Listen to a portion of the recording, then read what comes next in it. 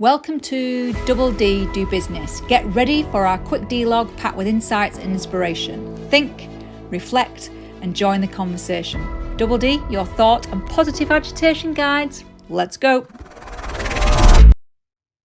The power of silence. Bit of a pun there. The power of silence is something that I have self-educated over the years, but part of it is also being a coach, because as a coach, your role is not to be the talker, your role is to be the listener. So therefore, being silent is really important.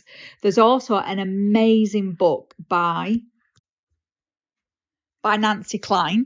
I actually went in the other room to find it. The book's called The Promise That Changes Everything. I won't interrupt you. If you haven't read this book, or if you've not actually seen any of Nancy Klein's work, it's definitely worth exploring. But the book talks to you about the ability that we have is when we think we're being really empathetic or kind or generous, or we're actually interrupting people consistently.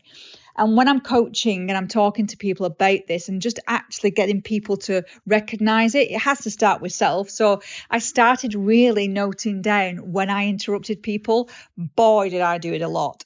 So the learning for me was, how do I actually start to be more silent? So I just stopped talking. That was pretty simple.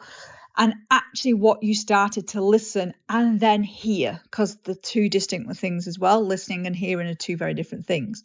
But I do recommend getting the book, because I think there's some really key things is to understanding how often do you interrupt people? How often do people interrupt you? And also, can you remember the last time someone listened to you all the way through your conversations? One of the things that I do with my husband, Dave, is that when he's talking, I get so excited about what he's talking about, or I have opinion or something I want to share, and I then talk before he's even finished his thought. And that's actually really disrespectful. But understanding how often you do that is a really interesting thing. So start there. Start asking yourself, how often do you interrupt and how often are you interrupted? And then consider what are the things that you can do. And that's where the power of silence comes in. The more silent we are, the more we learn, the more we receive, the more we develop and grow. But also people then start to do it back to you, and they start to actually recognize their own interruptions. And there's always going to be people you meet in the world that don't do that.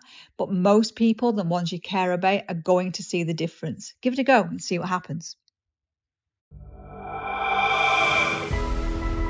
Thank you for tuning into Double D and our dLog. Remember to think, reflect, and share your thoughts with us too. Thanks for joining us on our quick dLog journey.